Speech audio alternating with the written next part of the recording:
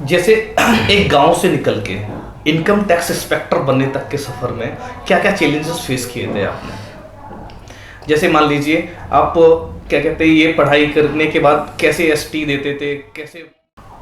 नमस्कार, coffee with toppers में आज हमारी मुलाकात हो रही है संदीप गुप्ता से। और संदीप गुप्ता एसएससी सीजीएल में AIR 58 और कैटेगरी रैंक की बात करें तो AIR 2 में इन्होंने लिया, जो कि इनकम टैक्स इंस्पेक्टर के रूप में तैनात हैं। और चलिए इनसे मुलाकात करते हैं। संदीप जी, ये बताइए मेरे बच्चों को कि आपने जो जर्नी रही है आपकी वो कैसी रही है? जर्नी, मेरा बैकग्राउंड गांव से है।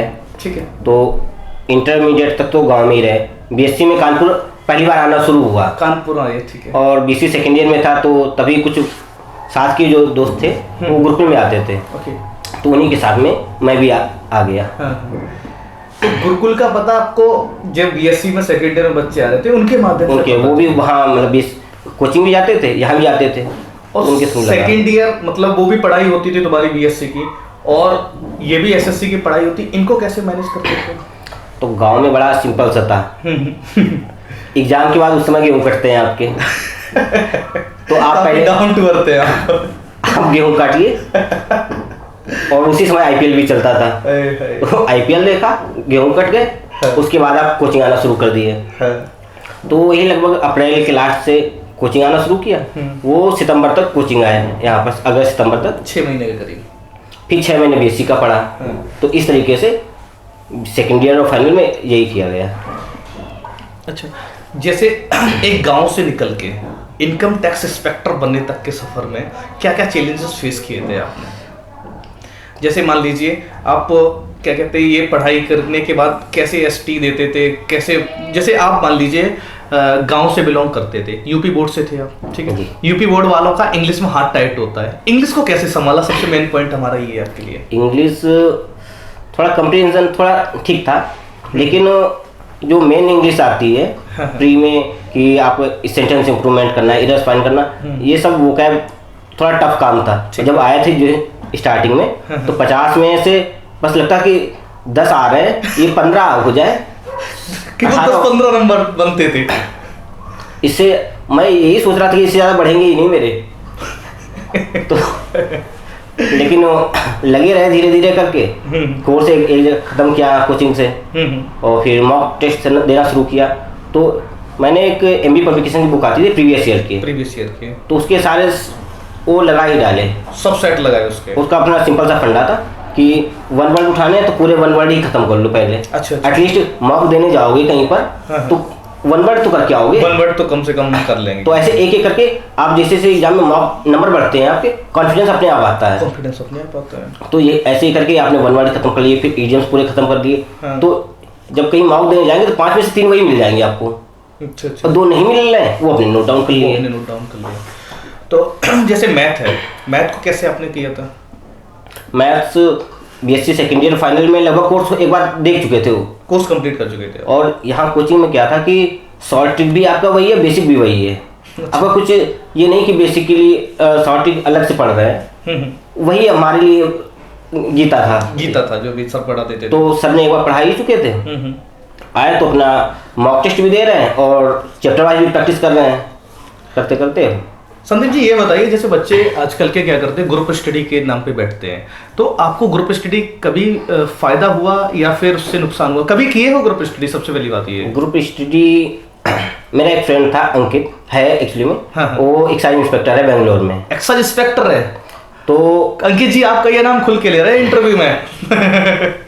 आपको क्रेडिट देने की कोशिश कर रहे हैं? क्रेडिट है। अच्छा। क्योंकि इंग्लिश उसी ने मुझे सिखाई है। बहुत बढ़िया। क्योंकि अब मॉक टेस्ट कर रहे हैं इंग्लिश, आप सोल्यूशन तो दिया लेकिन आप समझ नहीं पाते हैं क्या उसके और ऊपर नीचे क्या है। तो वो बताता था कि क्या है, और मैं उसे मैथ का बताता था। अरे वाह, तो आपका मैथ अच्छा था। दोनों लोग डिस्कस करते थे, और लगभग प्री के बाद में लगभग प्री के बाद में 3 से 4 एसटी डेली देते थे। 3 से 4 एसटी डेली? वो 200 क्वेश्चन की एक एसटी होती थी। वाह, इतना टाइम! और उसको करने के बाद शाम को चाहे 8 बज जाए, चाहे 9 बज जाए, चाहे कुछ 9:30 बज जाए, 9:30-10 बजे तक भी गए, लेकिन डिस्कस करने के बाद ही जाते थे घर। पूरा डिस्कस करके ही आप उसको जाएंगे? बारिश भी हो रही हो तो कहीं दुकान पर रुक करके डिस्कस कर रहे हैं। लगभग कितने एसटी दिए होंगे आपने लगभग? उसका लगभग 1200-1300 से ऊपर। 1200-1300 एसटी? एक बताया ना कि मैं डेली 3 या 4 करता था। 3-4 करते तो लगभग 1-2 साल तक आपने इनको 1.5 साल मैंने लगातार दिए। लगातार एसटी आपने दिए? घर भर नहीं आते थे ऐसे, मतलब घर पे गांव में त्योहार हो रहे हैं, सेलिब्रेशन हो रहे हैं, तो इनसे कैसे बचते थे? बचना क्या, अपनी जाके जिम्मेदारियां निभा के, जैसे घर पर दुकान है तो अपना पापा का हेल्प कराए, फिर अपना लौट आए पहले ही त्योहार से। अच्छा, ऐसे एक बात बताइए, जैसे जीएस में बच्चों के थोड़ा मुश्किल रहता है टास्क कि हम जो पढ़ते हैं वो भूल जाते हैं, उसको कैसे कवर करते थे? जीएस में ज़्यादातर जो टाइम जाता है वो रिवीजन में जाता है मेरे हिसाब से। अगर आप रिवीजन नहीं करेंगे तो फिर से अगर पुराना एक बार पढ़ चुके फिर दोबारा याद करने जाएंगे, बहुत टाइम बर्बाद होता है। तो मैं क्या करता था, मैं प्रैक्टिस करता रहता था। और मैंने बीएससी के समय एक काम किया था। बताइए। तो मुझे जीके के नोट्स बनाने बड़े अच्छे लगते थे। जीके के नोट्स? तो अपना उठाया कोई टॉपिक, उसके नोट्स बना लिए, फिर उसको याद कर लिया। तो कानपुर से अप डाउन में मेरा कम से कम 2 घंटा लगता था। 2 घंटे का सफर? ठीक। तो फिर उसको रिकॉर्डिंग फॉर्म में करते थे। तो पूरी बस से आ रहे हैं, जा रहे हैं, खड़े हैं, पैदल जा रहे हैं, यहाँ से आप सुनते रहते थे? चौराहे तक भी जाएंगे। तो इतनी बार सुना, मोर देन 120 रिकॉर्डिंग्स थी मेरे पास, लगभग 10 मिनट क्या मान लीजिए। तो वो इतनी बार सुनी गई थी कि अभी भी मुझे रिप्लाई आ जाता है। मुझे पता नहीं कहाँ से आता है, लेकिन जिम में आ जाता है वहाँ से। वो टंग में फिक्स हो गया, टंग में फिक्स है इसलिए। बढ़िया। तो ये बताइए, जैसे आपने बताया था, आपकी और हमारी बात हो रही थी तो आपने बताया फर्स्ट अटेम्प्ट में ही आपने इसको कर लिया, इनकम टैक्स को निकाल लिया, ठीक है।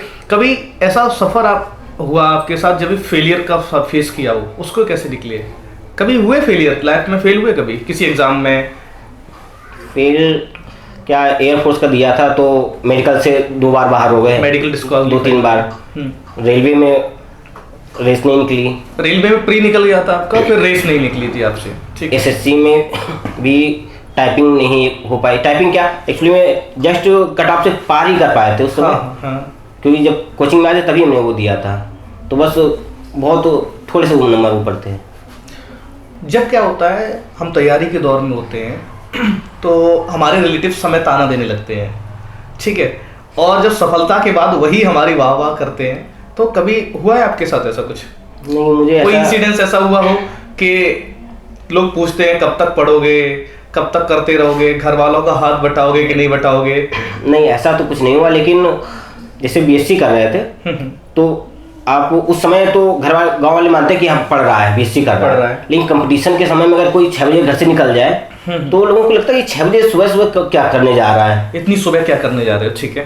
तो सुबह 6 बजे वहाँ चल देते थे घर से, तो आने में लगभग 8:30 बजे क्लास रहती, 7:30 तो बज ही जाता था। तो लोग यही कहा करते, इतनी जल्दी क्या करते हो जाके वहाँ पर, हम तो लोग तो आराम से जाते हैं, इतनी जल्दी क्यों जाते हो वहाँ? फिर उनके लिए क्या रिप्लाई होते थे आपके? कुछ नहीं, मेरा काम है अपना। नहीं देते थे हम उनको कोई खास रिप्लाई, नहीं, इग्नोर करते थे। मतलब ही नहीं रखता था।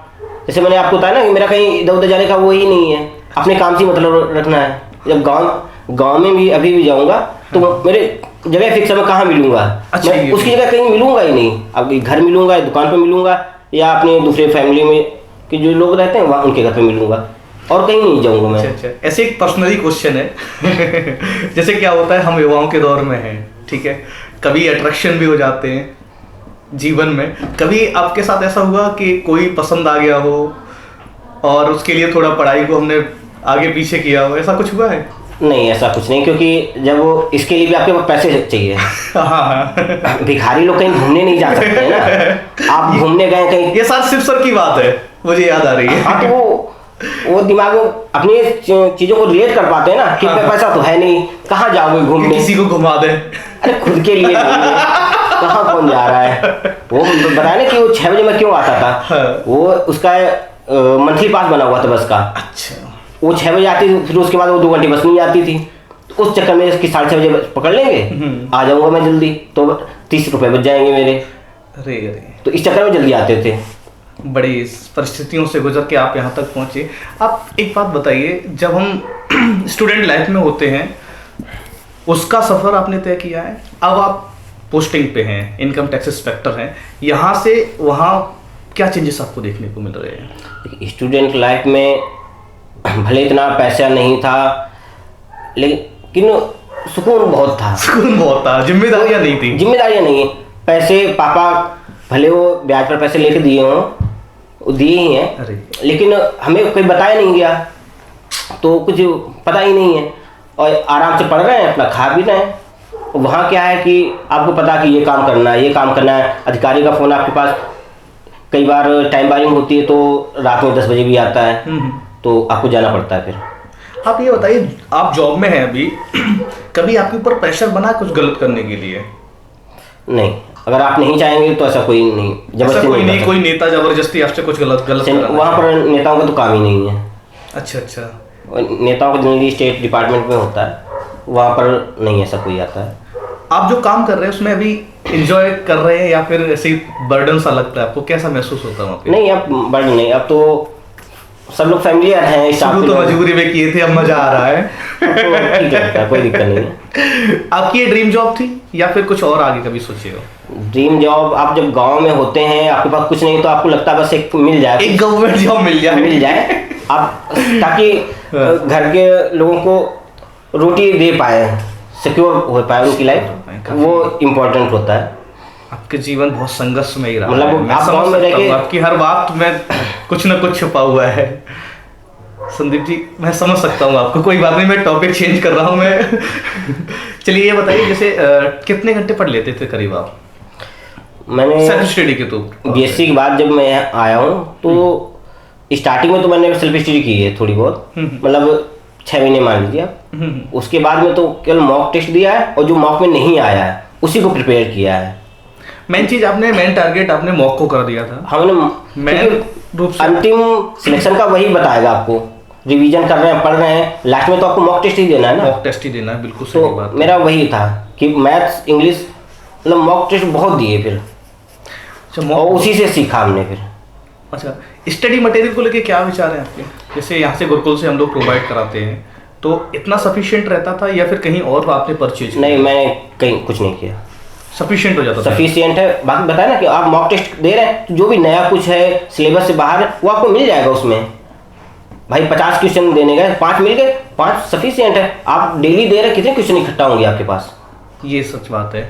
मतलब मेन चीज संदीप जी ने पढ़ाई के बाद चीज़ों को कलेक्ट करने के बाद मॉक टेस्ट पे, ऐसे मॉक टेस्ट में कभी क्या होता था, क्वेश्चन आपसे नहीं निकल रहे, नहीं समझ आ रहे, उनके लिए क्या करते थे फिर आप?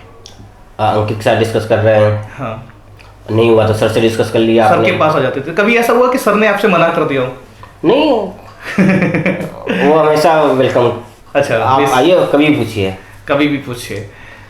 तो संदीप जी, और अब आगे की जो हमारे देख रहे हैं, व्यूअर्स देख रहे हैं हमारे, उनके लिए क्या कहना चाहेंगे आप? आप ऑल इंडिया रैंक 2 हासिल किए हैं, आप इनके लिए प्रेरणा का स्रोत है। जो भी इसको देखेंगे, चल भले ही भाई कहीं भी वो पोस्टेड हो या उसकी तैयारी कर रहे हो, किसी और फील्ड की तैयारी कर रहे हो, सभी तरह के लोग देखते हैं इसको, तो क्या कहना चाहेंगे आप? मेहनत को किस तरह से करना चाहिए? आप कंसिस्टेंसी और लगा रहना पड़ेगा, पेशेंस होना चाहिए, परसिस्टेंस बहुत जरूरी है। पेशेंस होना चाहिए और कंसिस्टेंसी। मेन मुद्दा क्या है संदीप जी, लोग क्या करते हैं कि कुछ दिन पढ़ कर फिर वो ब्रेक हो जाते हैं। अब मेरे साथ अंकित रहता था, तो कभी मेरा मन नहीं हुआ तो मैंने उसको जबरदस्ती की कि नहीं, चलना कैसे नहीं है, और कभी मैं सो रहा हूँ तो उसने जगा के ले गया मुझको।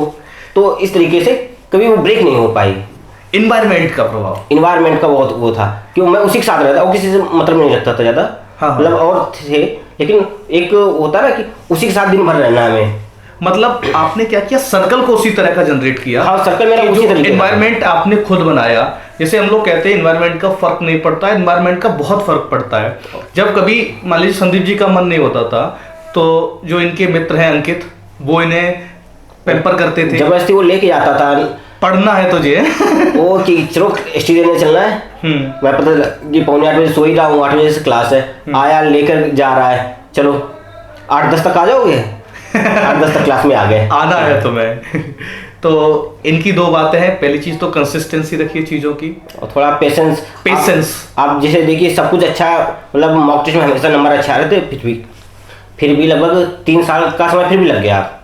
अब तो आप ये नहीं कर सकते कि 6 महीने में बिल्कुल ज्वाइनिंग मिल जाए या फिर वैकेंसी आ गई अब हम पढ़ना शुरू करते हैं, ये सब फर्जी चीज़ें हैं। संदीप जी जेन्युइनली बोल रहे हैं कि इन्हें 3 साल का वक्त लगा चीज़ों को करने में। जो लोग कहते हैं कि हम 6 महीने या 8 महीने में चीज़ों को निकाल देंगे, तोड़ देंगे, फोड़ देंगे। अब मैं मई में आया था हाँ। लगभग और जनवरी में फॉर्म आया, तो आपके लगभग 10 महीने इधर लग गए, 10 महीने इधर लग गए। फिर 6 महीने बाद एग्जाम हुआ, ठीक है। फिर 6 महीने 3 महीने शायद 6 महीने बाद फिर मेंस हुआ और 5-6 महीने बाद इंटरव्यू। ठीक है। मतलब ऐसा कुछ था। पेशेंस कहाँ से आता था इतना? मान लीजिए हम लोग वेट करते रहते हैं, एसएससी का फॉर्म आएगा, चीज़ें होंगी और फिर रिजल्ट डिले हो जाते हैं, चीज़ें डिले हो जाती हैं। कभी ऐसा हुआ कि आपने ट्रैक को चेंज किया हो कभी बीच में? ट्रैक एक बार थोड़ी सी टेम्पटेशन आई थी। हाँ हाँ बताइए, वही जानना चाहेंगे हम। हाँ सीडीएस का एग्जाम निकल गया प्री से जस्ट पहले। ठीक है। अब तो एसएसबी 20 दिन पहले लगी हुई थी, तो मैंने सर से बात की, सर ने कहा कि चले जाओ। सिर्फ सर से? हाँ। अच्छा ठीक तो मैंने कहा सर फीस बहुत लगती है, 40,000 है और एसएसबी की। तो उन्होंने कहा कि मैं पैसे दे दूंगा, अगर हो जाए तो वापस कर देना, नहीं तो कोई बात नहीं। कोई बात नहीं है। लेकिन फिर मैंने सोचा कि मैं 1.5 साल से तो लगाऊंगा इसके लिए। अभी लास्ट मोमेंट पर मैं इसमें मुझे श्योर लगा कि ये हो जाएगा। एसएसबी में पता नहीं बहुत एक तो चांसेस कम होते हैं और 20 दिन में लास्ट मोमेंट को चेंज करने का क्या मतलब है? लास्ट मोमेंट को चेंज करने का अभी आप 1.5 साल से एक पर टारगेट पर लिए बैठे हैं और फिर मुझे वो सही नहीं लगा कि अभी जहाँ पर फोकस है वही फोकस करो, बाकी चीज़ों से डाइवर्ट मत हो। तो पेशेंस एक बहुत बड़ा इसमें मुद्दा था। तो ठीक है, संदीप जी से हमारी मुलाकात बहुत ही अच्छी रही है। अपने इन्होंने जो भी इनके साथ इंसिडेंट्स हुए, जिस तरह का इन्होंने पेशेंस बनाए रखा, कंटिन्यूटी बनाए रखी, सब इन्होंने हमारे साथ साझा की। चलिए थैंक यू, धन्यवाद।